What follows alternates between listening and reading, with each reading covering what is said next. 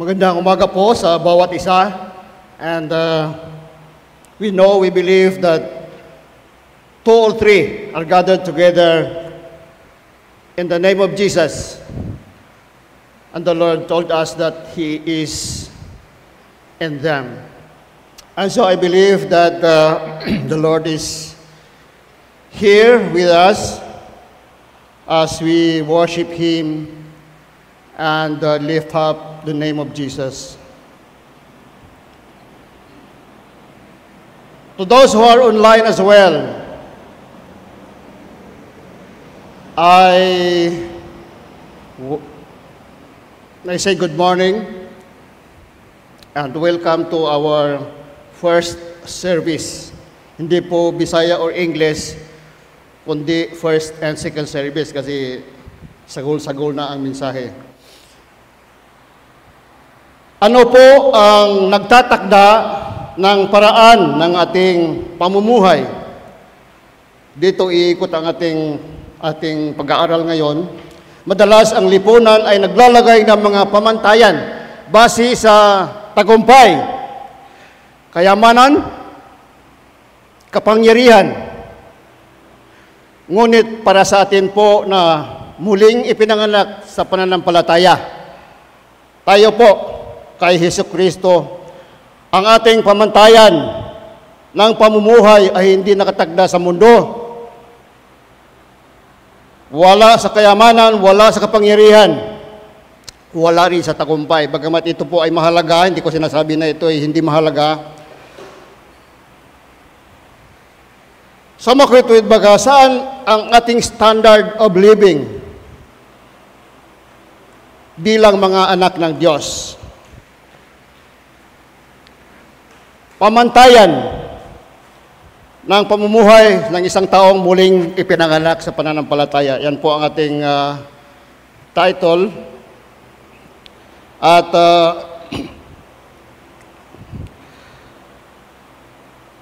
sabi doon, bago natin puntahan yung ating meron akong ginawa dito na 6 na pamantayan. Sabi sa Romans 12:2 sa Tagalog, huwag kayong makiayon sa takbo ng mundong ito. Sa halip, hayaan ninyong baguhin ng Diyos ang inyong pag-iisip upang maunawaan ninyo ang kanyang kalooban, kung ano ang mabuti, kalugod-lugod at ganap na kalooban ng Diyos. We let God do the changes. Minsan, alam na natin kalooban ng Diyos, pero parang hindi man ayon sa aking kaisipan. So, ginagawa natin, medyo gumagano-ganon tayo, no? But, if we let God to do the changes in our thinking, and God also need our cooperation, hindi po namimilit ang Diyos, in order that His Spirit can fully work in our lives. Yan po. At hindi lang buhay natin sa tingin ko, kundi sa pamilya natin at sa company siguro, sa grupo na kasama tayo. Pero, bago natin puntahan ang pamantayan na ito, gusto kong banggitin in a short word or knowledge siguro, explanation. Ano ba talaga ang ipinanganak na muli? Palagi natin maririnig ito na born again. Minsan, nagiging kontrabida na tayo, mga born again. Born against na, nakalagay doon. Sa John chapter 3, sabi doon, Truly, I tell you, no one can see the kingdom of God unless he is born again. Sabi ni Nicodemus, usapan ito ng Nicodemus, yung Pariseo na magaling sa Old Testament. How can a man be born when he is old? Nicodemus asked. can he enter his mother's womb a second time to be born? Very familiar story sa ating lahat. Jesus answered, truly, truly, I tell you, no one can enter the kingdom of God unless he is born of water and spirit. Flesh is born of flesh, but spirit is born of the Spirit. Do not be amazed. Sabi ng Panginoon kay Nicodemus, you must be born again. The wind blows where it wishes. You hear its sound, but you do not know where it comes from or when it is going. So, it is with everyone who is born of the Spirit. So, ang born again po is not born of the flesh or born of any idea. Sabi sa John 1:12, but born of God, born from above. So, pinanganak po sa taas. Kaya minsan ako mag-isip-isip ako ba pinanganak lang sa taas?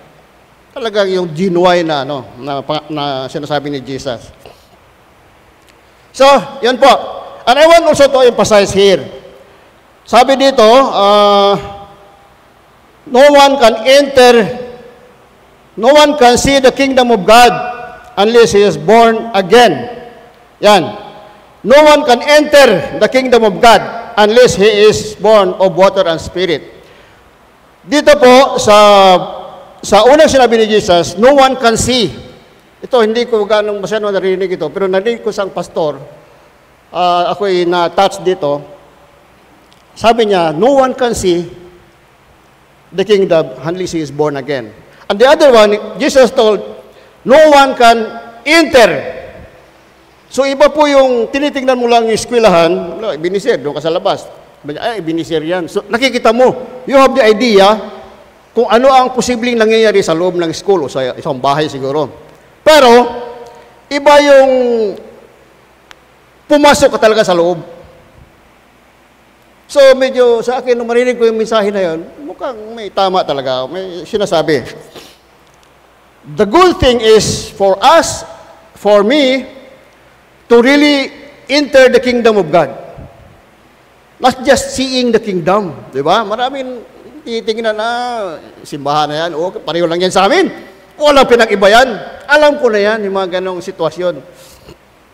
Pero, pumasok ka na ba? Di ba? Pagpasok mo sa loob, doon mo makikita yung mga nangyayari sa loob. So, hindi tayo makapagsabi na alam ko na yan, yung kilala ko naman yung mga yan, di ba? Okay. So, yan po. To really feel kung ano ba talaga ang isang born again.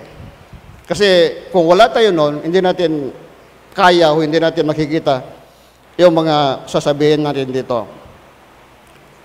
So, ano po ang kahulugan ng standard o pamantayan?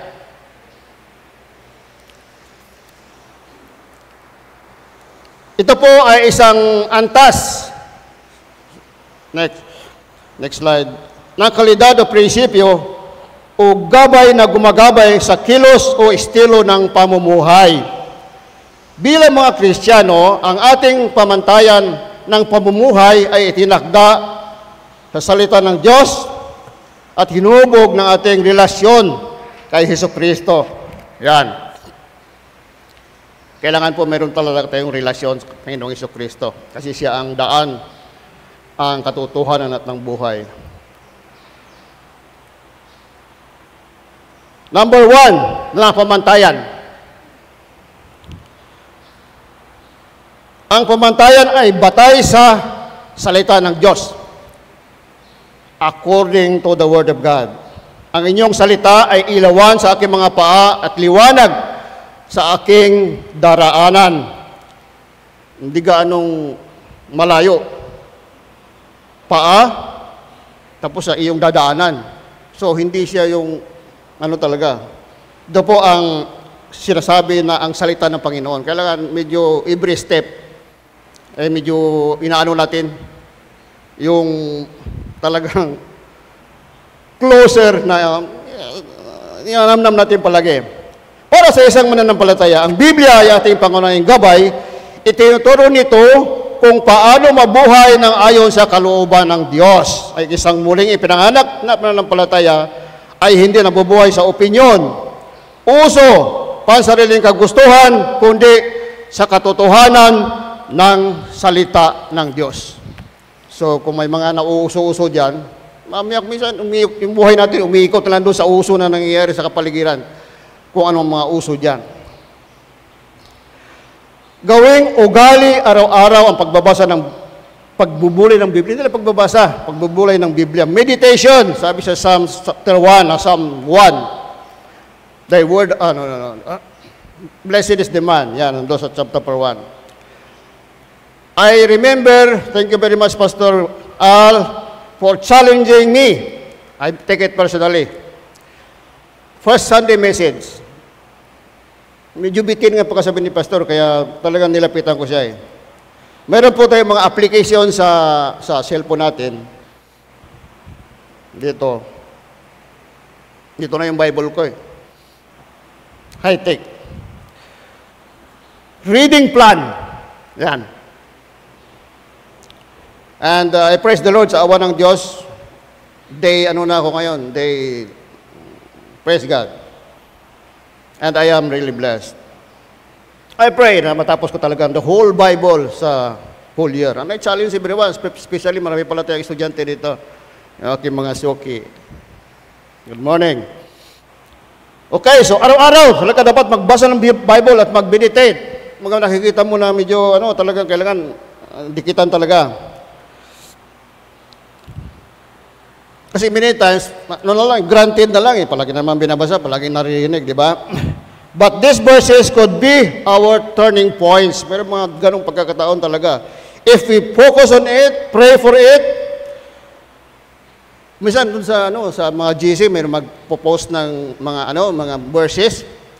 There are times na I really feel good. I really am inspired. Medyo minsan wala akong paggising ko, hindi ako nakangiti, may nararamdaman ako. Pero pag nabasa ko yung Bible sa group chat, it gives me a smile in my face, di ba? So, hayaan ang salita na hamunin, itama at itugma ang ating kaisipan at kilos sa nais ng Diyos. Praise the Lord. Number 2, 6 ito. 6. Pamumuhay sa Espiritu, hindi sa laman. Malaking challenge ito. Galatians 5:16-17, it says, kaya sinasabi ko, magsilakad kayo ayon sa Espiritu at hindi ninyo gagawin ang pita ng laman. Ito ang pinakaaway ng mga, sabihin natin, teenager pataas, to lust of the flesh. Sapagkat ang pita ng laman ay laban sa Espiritu, against the Spirit, at ang Espiritu ay against and the flesh, sa laman. Ang pamantayan ng pamumuhay ng isang mananampalataya ay isang buhay na pinangungunahan at pinalalakas ng banal na Espiritu. Isipin po natin yan, kung tayo nanghihina, sarili nating kalakasan yon, hindi yung lakas ng Espiritu. So yun. Number 3, isang buhay ng kabanalan at pagkahiwalay sa mundo. So holiness. Ano bang holiness? As far as I can imagine, holiness is separation. Meron pang maraming kahulugan. But separation to what? From the world, from yourself, to God. Holiness. Kung hindi yamang ang pumili sa inyo ay banal, kayo rin ay maging banal sa lahat ng paraan ng pamumuhay. Unang Pedro 1:15-16, sapagkat nasusulat, kayo'y maging banal sapagkat ako'y banal, sabi ng Panginoon. Ang kabanalan ay isang mahalagang pamantayan ng pamumuhay para sa isang mananampalataya.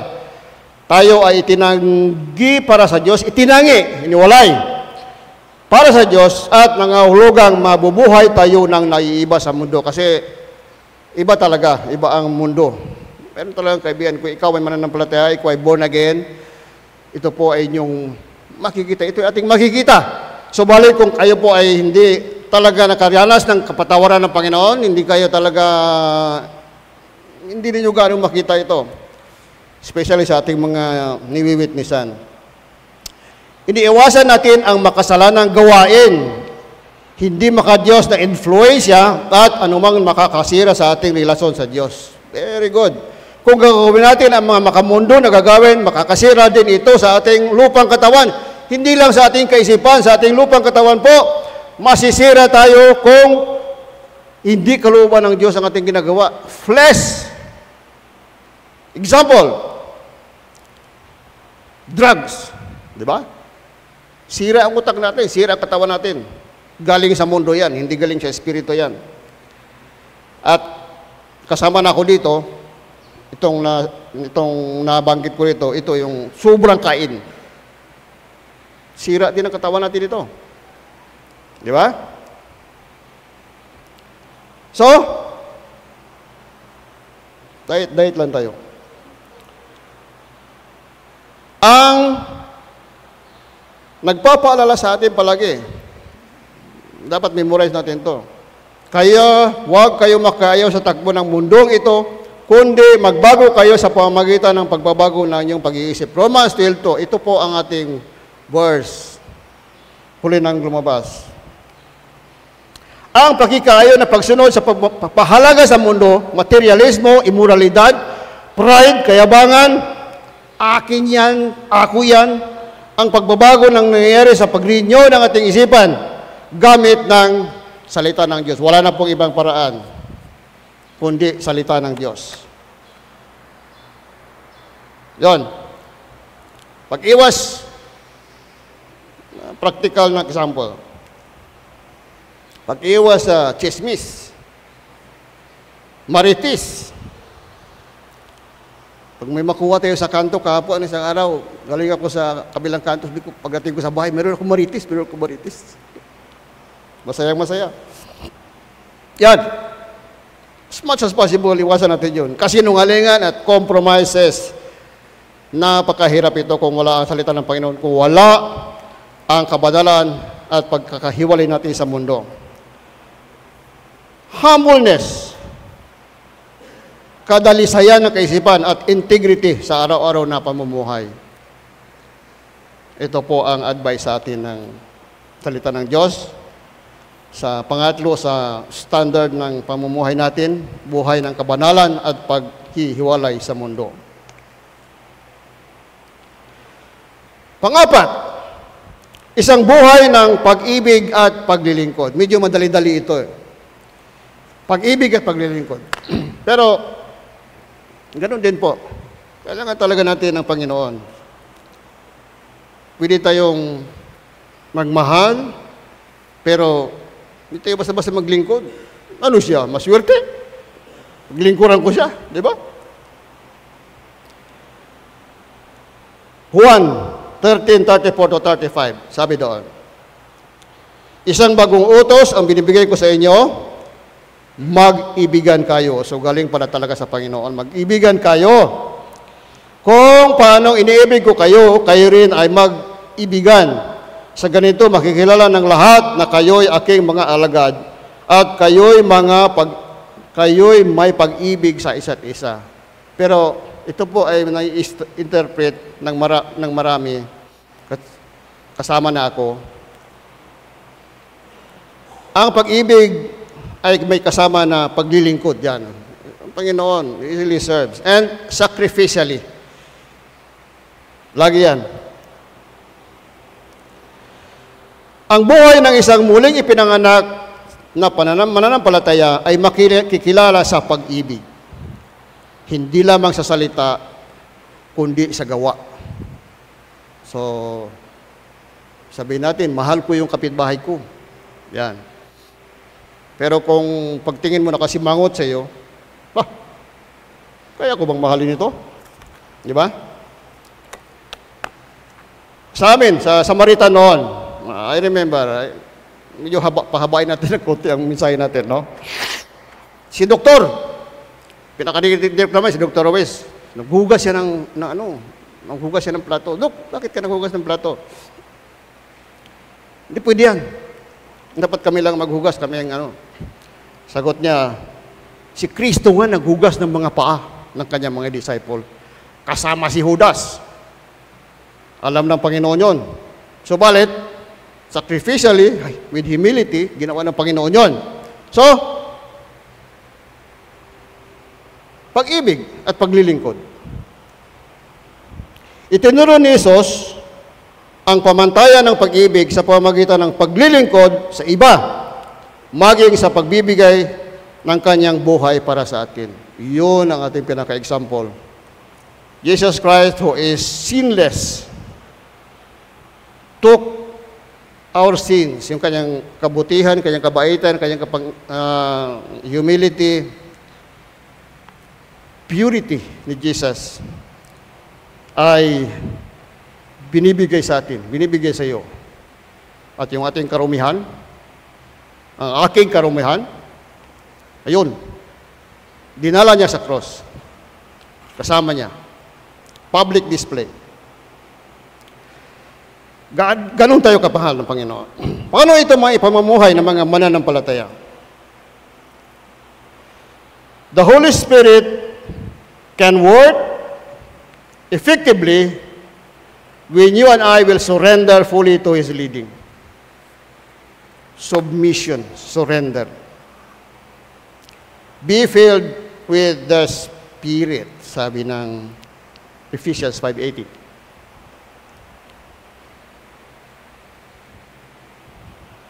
Remember, next slide. The Holy Spirit can be quenched. Pwede pong patayin. And the Holy Spirit can be grieved. Pwede pong palungkutin yung katauhan ng Espiritu sa atin. What is, sa aking kaliitan na pangunawa, ang quenching or quench, kasi sa Hebrew sinabi doon na He is a consuming fire, ang Panginoon. When you are supposed to do good, ano kaya, tulungan ko kaya yung nanay ko maglaba. Makita mo, maraming labahan ng mother ko, tapos ikaw, silpon lang doon. Tapos hindi mo ginawa. Di ba? When you're supposed to do good and we don't do it, then we quench the Holy Spirit. Yung ano niya, yung init niya. Punta sa simbahan. Tinamad tayo. Dapat nandun tayo sa simbahan, linggo, prayer meeting, dapat doon tayo. Hindi tayo pumunta. Hindi ako pumunta. So, quench the Holy Spirit. Small examples. The Holy Spirit can be grieved.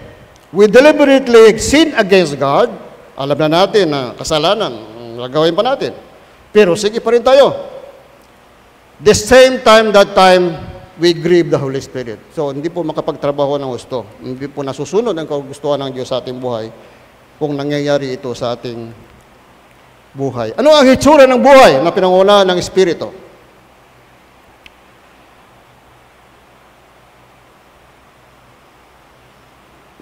Pag-ibig. Yan. Pag pinangungunahan ka ng Espiritu, nandun nakita natin sa Galatians, nobody can love more than Jesus. Hindi ko alam kung hindi familiar sa atin.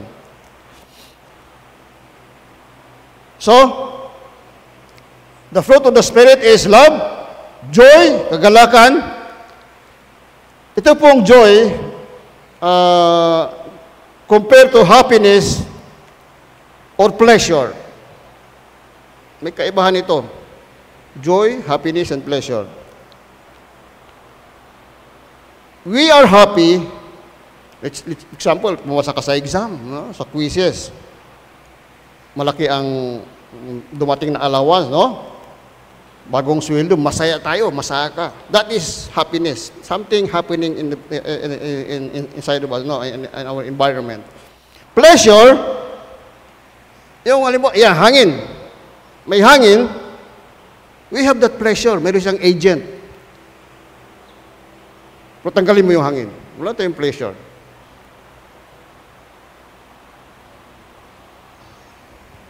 Kung ano yung pagkain, yan, di ba? Pagkain, we have that pleasure eating. Di ba? And mostly, ang nangyayari, ito po ang palagi nating, parang special natin itong pleasure na ito sa buhay natin. But, joy o kagalakan comes from the inside, the joy of having a genuine relationship with Jesus, which is, yun nga, born again. We know by heart that our future is secured in heaven with Jesus. Yan po, joy. Dapat pangunahan tayo palagi nito. Peace. If we have the mind of Christ, we experience peace. Yung peace ni Paul doon sa prison. Nakatanikala, but Paul has rejoicing doon sa book of Philippians. I read in, if you see the autobiography of Billy Graham, Just As I Am. Mga ganyan kakapal, siguro na book. Binigyan ako ni Mrs. sa library noon. A testimony of the convicted drug dealer. Pwede yung basahin ito sa library, baka meron ito. Meron talaga. He is scheduled to be executed, but seems that her face is more brighter, maligaya sa masaya siya, na the following day, or even dinadala na siya doon, masaya pa rin siya. Papatayin na siya. Nakita siya ng mga sundalo. Anong klaseng tao ito? Bakit nakangiti pa ito? Papatayin na, tapos nakangiti pa. In spite of the scheduled execution through lethal injection, bakit he is more joyful? Talagang ano siya, kita talaga sa face niya na masaya siya. Isang drug dealer, convicted drug dealer mula sa bilangguan. Ano sabi niya? Andun yung kanyang inspiring assurance na narinig ng mga gwardiya ayon sa pagkasulat ni Billy Graham. Sabi niya, I am the greatest sinner that God through Jesus has forgiven me, and now I am ready to be welcome to His eternal kingdom. Wow! Talaga naman, no? Ako kaya, kung mamatay na ako, meron kaya akong joy na ganito, no? Meron akong assurance, I can really declare that I am meeting my Savior. Nakikita ko ng Panginoon, yung mga pangako niya na medyo naipon-ipon na rito sa utak ko, akin siyang, i-recall na doon. So, ganun po ang itsura o experience ng mga pinangungunahan ng Espiritu. Pagtanggi sa kasalanan at tukso sa tulong ng Espiritu. And we have always a choice. Hindi tayo ginawang robot ng Panginoon. We have to choose. Gawin ang yield into temptation o follow the leading of the Holy Spirit. Meron talagang merong pressure, merong labanan. Siguro, halimbawa nito, yung isang eroplano, hindi siya makakalipad ang eroplano kung hindi niya lalabanan yung batas ng gravity. Ganun din, ang isang mananampalataya hindi makakapamuhay na matagumpay na buhay Kristiyano na walang kapangyarihan ng banal na Espiritu. Pagpapakita ng kabutihan, nagpapatawad sa iba kapag hindi makapagpatawad sa kapwa, maaaring hindi ka pa makakaranas ng pagpapatawad ni Kristo. Ito po ang pag hindi ka pa Parang hirap na hirap kang patawarin ng kapatid mo, nagkamali sa'yo, yung kaibigan, tingit, yung kapatid, no? May mga kapatid na mahirap magpatawad. Isipin natin, ako ba'y napatawad na ni Kristo? O do I really experience the forgiveness of God? Na hirap ako magpatawad. Diba? Paglilingkod sa mga nangangailangan, sa loob ng simbahan at sa komunidad. Naalala ko ito nung sa jail, yung paglabas ninyo, sabi namin, doon sa 10 Commandments na topic namin, you must have this serving. Punta kayo sa simbahan, yung mga PDL doon, at sa isang community. Pamumuhay ng hindi makasarili na sumasalamin sa kababaang loob at habag ni Kristo. Galatians 16, sabi doon, kaya't habang tayo'y may pagkakataon, gumawa tayo ng mabuti sa lahat ng tao.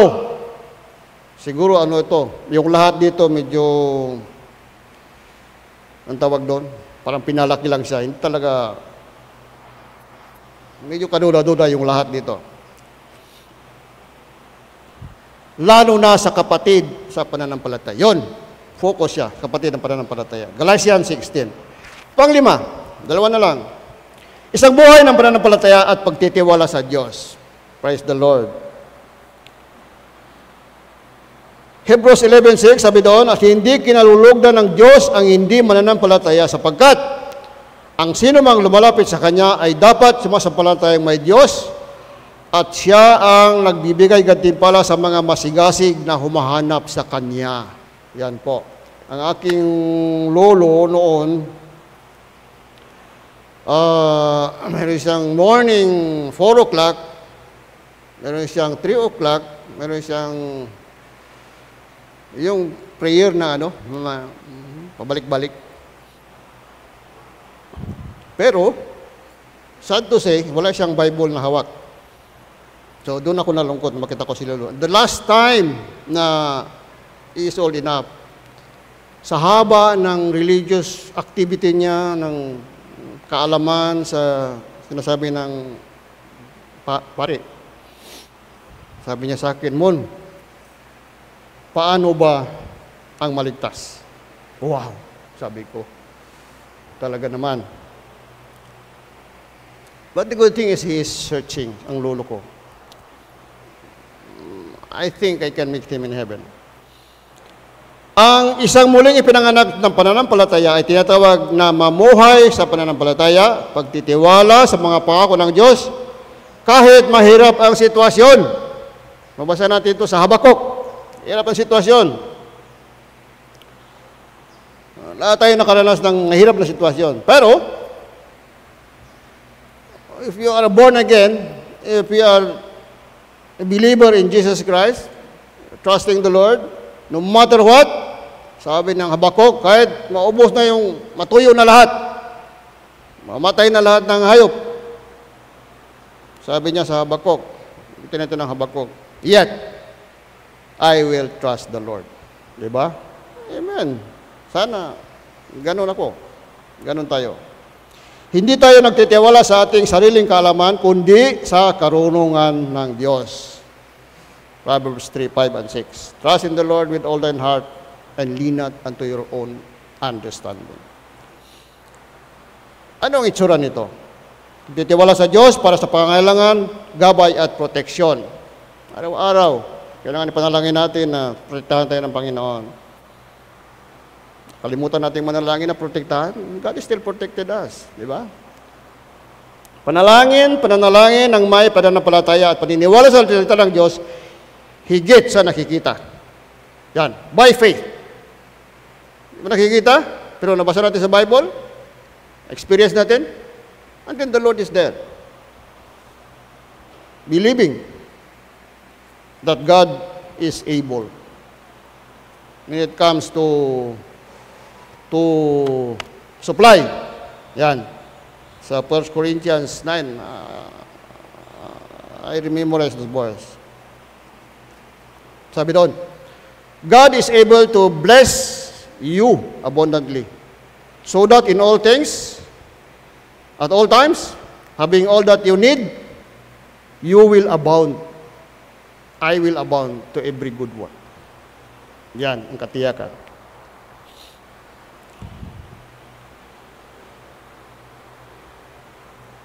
Si Abraham, isang magandang halimbawa. Abraham trusted God, even the impossibility na nakikita niya. Posibleng manganak ang aking asawa, Panginoon. 90 years old na, ako 99 na, paano yun? Diba? But, God said, I told you, you will have a son. And Abraham believed. Diba? Last, but not the least, ang buhay na nagbibigay luwalhati sa Diyos at sa lahat ng bagay. 1 Corinthians 10:31, sabi doon, kung kayo'y kumakain o umiinom o anuman ang inyong ginagawa, gawin ninyo ito sa lahat sa ikaluluwalhati ng Diyos. Hindi sa ikaluluwalhati ko, hindi sa ikaluluwalhati ng pamilya, kundi sa ikaluluwalhati ng Diyos. Ang pamantayan ng pamumuhay ng isang mananampalataya ay ang mabuhay para sa kaluluwalhatian ng Diyos sa bawat aspeto ng buhay. Every aspect ng life natin. Trabaho, relasyon, pananalita at ugali, asal. Nangangahulugan ito ng paggalang sa Diyos gamit ang ating oras, yaman at talento. Yan.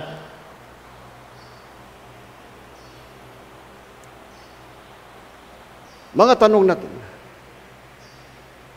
Pagninilay.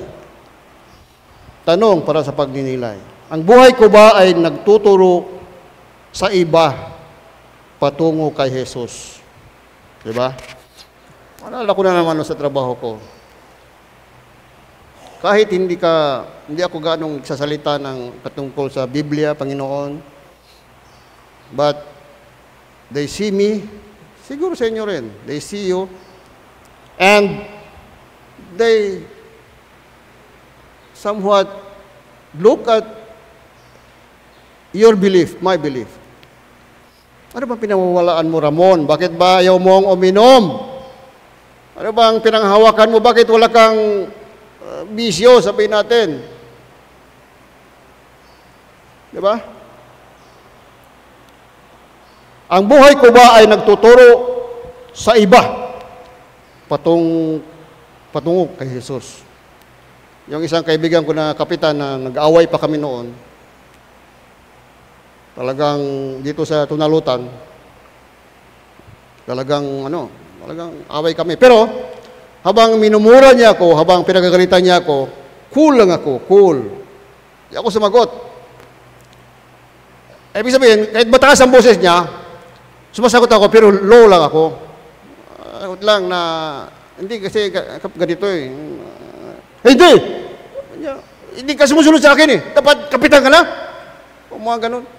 Hindi naman kasi ganito ganun eh. Wala! Yan, mga ganun. Talaga mataas ang boses niya. Pero ako, ano lang ako, one ng Diyos, I believe it is the help of the Lord. So, walang away. Di ba? Magsama yung apoy at tubig. Walang sunog. Nabubuhay ba ako sa paraang nagbibigay luwalhati sa Diyos? Yun. Anytime na ginagawa natin, maglinis sa bahay, makipag-usap sa kaibigan, ito ba ay kaparaanan nagbibigay luwalhati sa Diyos?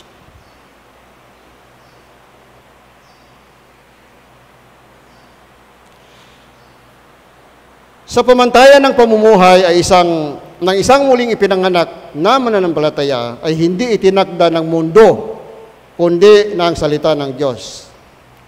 Halimbawa ni Jesus ng paggabay at banal na espiritu, ito ay isang buhay ng kabanalan, pag-ibig, paglilingkod, pananampalataya, at pagbibigay luwalhati sa Diyos. Ito po ang konklusyon natin. Konklusyon na tayo. Bagamat mayroon pang ilan dito. Pamumuhay na muli pinanganak sa pananampalataya ay hindi itinagda ng mundo, kundi ng salita ng Diyos.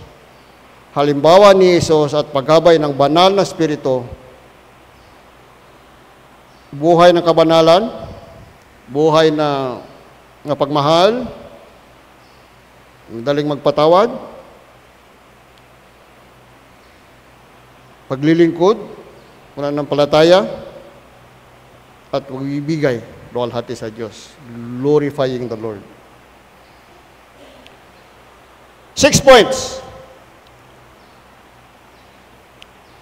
Number 1, mamuhay ayon sa salita ng Diyos, lumakat sa Espiritu, hindi sa laman,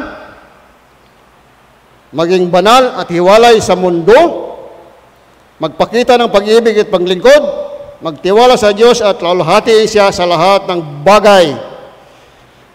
At gusto kong i-emphasize yung pang-anim. Actually, kanina ko na lang naisip ito, dinagdag ko sa points. Be a witness of Jesus Christ. Tell the world that we are Christians. Tell the world, tell our neighbors, tell our friends. Ako po ay merong nideliveran ng tubig, isang parang ano siya ibang religion siya. Pero as I pray, as I meditate, as I really have a burden to talk to this guy, and praise the Lord, mamaya babalik ako doon, second time, declaring the goodness of God, testifying, God is good, God has a plan, and that plan is to give him eternal life.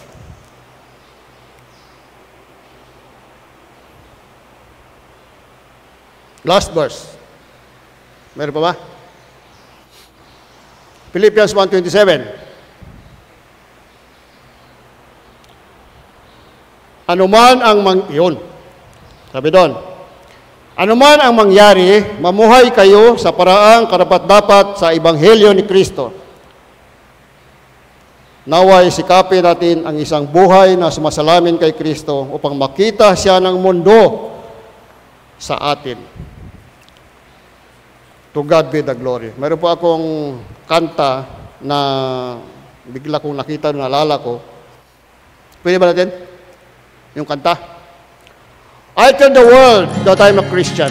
Tayo po tayo. Try natin to. I'll tell the world that I'm a Christian. Sabay natin yung video. Yun. That I'm a Christian. I'm not ashamed His name to bear. I'll tell the world that I'm a Christian. I'll take Him with me anywhere. I'll tell the world how Jesus saved me and how He gave me a life brand new. And I know that if you trust Him, that all He gave me, He'll give to you. I'll tell the world that He's my Savior. No other one could love me so. My life, my all, is His forever. And where He leads me, I will go. I'll tell the world that He is coming.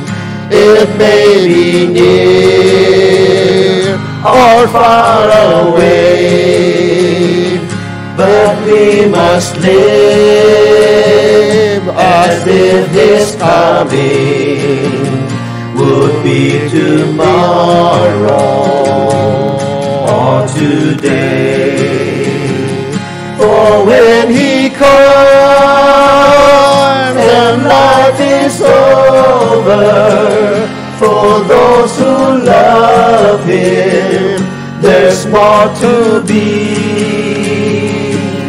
Eyes have never seen the wonders that He's preparing for you and me. Oh, tell the world that you're a Christian. Be not ashamed, His name to bear. Oh, tell the world that you're a Christian, and take Him with you everywhere.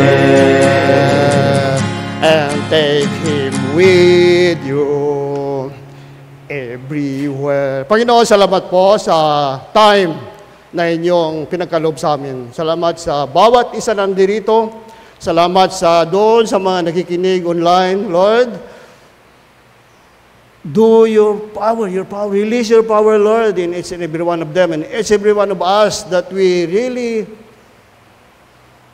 take time to meditate, to read your word, to live a life of holiness, to serve you, to be of witness. Lord, help us to tell the world, tell our neighbors, tell our relatives, tell our parents, Lord God, that salvation is in Jesus.